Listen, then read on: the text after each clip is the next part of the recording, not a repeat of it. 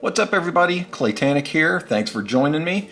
As you can hear, you're hearing my lovely voice this time, so we're trying something a little bit different. I'm going to take you on a little bit of a walk through my process.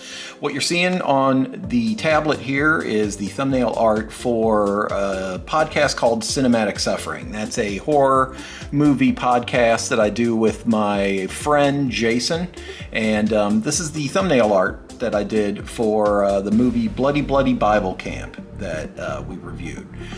This is the finished product, several different color variations for the various videos that we did surrounding that movie. So what I'm going to do is walk you through it. So let's do it. All right, so it all started here in Procreate with a sketch.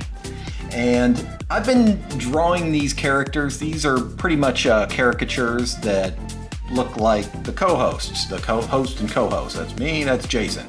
What I do is I lock these layers after I'm happy with the pencils, drop the opacity a little bit, and then I start adding some inks. The primary brush that I like to use for these is one that I use, I've been pretty happy with it. It's True Grit. They make these brushes called the Rusty Nib.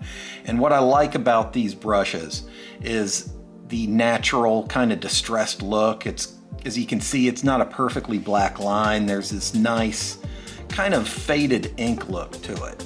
And they just feel great to use. I'll put the link in there. They're not a sponsor or anything, but you know, very happy with the product. So as you can see, it's a really, works great for zombie horror themed stuff. It's got a really nice natural kind of just ink look. See, I've put in some gray areas that represent the blacks. And I like to start by just using my freehand tool and filling in the blacks. So I'll just go in and kind of fill in these areas for the most part. I bounce a lot between doing these fill selections and actually drawing with the ink brush. Like I mentioned, the underdrawings are very loose, so I go in and I tighten them up with the inks. And what I like to do here is drop the opacity so I can see through to my underdrawing.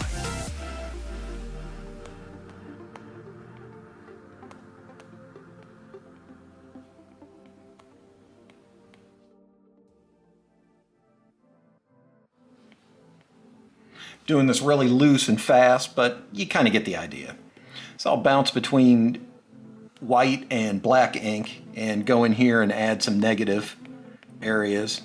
Just kind of make it look like a eye socket of a zombie. I've shown you this drawing process in some of my other videos, so I'm not going to get too bogged down in this part of the process, but what we're eventually headed for is here. Did the same thing with the Jason character over here, and I just push and pull until I get something that I like. I like to use various layers. I don't use a whole lot of layers at once. I like to go in and copy my layers so that I have a backup in case I mess that one up or I don't like it or I add too much detail, that kind of thing. So I think that kind of explains the inks. What I'm going to do now is I export it as a TIFF, bring it into Photoshop. I know you can do all of your color in Procreate. A lot of great artists do, so there's nothing wrong with that. I'm more comfortable in Photoshop, so that's what I work with. So that's what we're going to do now. Okay, so here we are in Photoshop. I've exported my file out of Procreate and it's retained all of its layers. Which is pretty cool, and now I'm going to go in and add colors. So starting off, what I did is I did these flats. These are garish, intentionally garish, high contrast colors that I can get a good selection from if I use my magic wand, you can see it gets a nice clean selection as long as I'm on the correct layer here. Excuse me. There we go. At this point in the process, I'm not worried about the actual finished color. I'm just trying to get down, you know, my flats, my native flat areas of color. So the next step after that, using my color palette, was to make a new layer that was going to be my flats. Now the reason that I didn't start here is because I like to be able to get a nice clean selection, and you can do that a lot easier if you use those garish colors that I was showing you. So again, that's the reason I did that. Applied my color palette, and I did the same thing to the clay character up here, and it's starting to come together a little bit. I like these nice orange and red hues. Looks pretty striking against the background. I'll just start adding in shadows here. I have a quick key set up to fill that in. Now this looks a little bit heavy-handed, so I'm going to set my blending mode to multiply, meaning that multiply means that it picks up the color, the underlying color. And then I'm going to drop my opacity so that it's not quite so dark. I think that looks pretty good. It's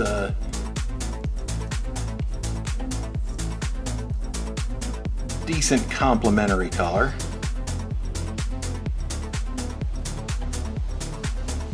So just kind of play with the shadows. The inks should already really establish the direction of the light.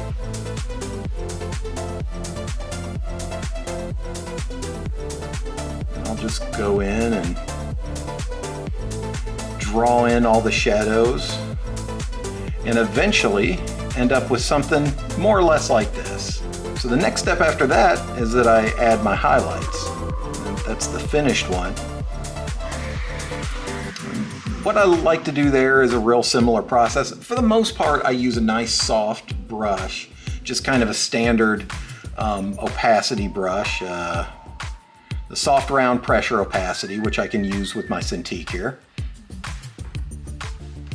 And I'll pick a color that I like. I'm just gonna kind of color pick the skin tone here, crank up the range to where it's more in the yellow range, and pick something that looks pretty good. I hope that looks good. And then I'm gonna go in here and just use my lasso tool to create a very general selection of the highlight areas. I'm going to use the option key on the lasso tool to subtract out all the areas that I don't want the highlights to hit, so all the shadow areas.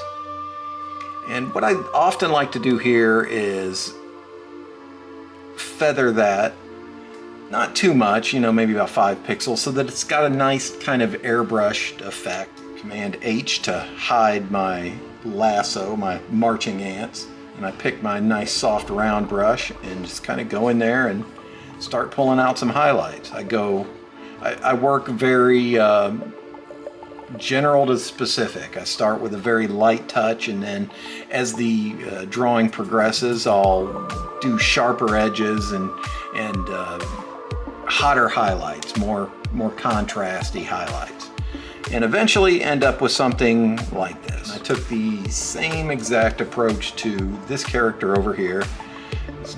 Started with my shadows, added my highlights, and for this particular character, since he's got glasses on, this is kind of my caricature, I'll put some highlights on top to simulate the reflective quality of his glasses, and I put those on top of the actual line art. Now the next thing that I do, and I did this once so that I can kind of template the entire process. I'm trying to keep a very consistent look to the thumbnails this season of the YouTube channel, and that involves this film grain background here. Let me just turn off my characters so that I can show you better. There we go. So we've got this cool splattery, distressed looking film thing. In Illustrator, I created this brush here. Let's see if I can go in there and show you a little bit better. I created an art brush that's basically, I created one of these little cells of film, just like one scene of film, and then stepped and repeated it, and you can make an art brush out of that looks a little distorted up in there, but you get the idea. I can actually draw in film then. So that's the basis that I used to create this film pattern in the background. And I went in with my brush tool in Procreate and drew a lot of these little distressed film damage. I made it look chewed up and degraded. Is that a word? Degraded? Just chewed up and gnarly looking. And I have some other brushes, some splatter brushes that I bought to do some of these splatters. But a lot of these I actually just went in and drew by hand. You can kind of tell up here, these splatters over here look nice and hand drawn. So that's more or less my process for that. Now, what I did with these alternate ones is I would just go in and since I would have all my flats and all of my native art completed already, I could get nice clean selections around these, and then using the hue saturation in Photoshop, I could just change the colors. Let me see if I can do a quick example of that here. Like there, I got a nice selection of him. If I go up here and turn that off, that shows you the color adjustment. So I just apply a hue saturation with my selection active, hue saturation, and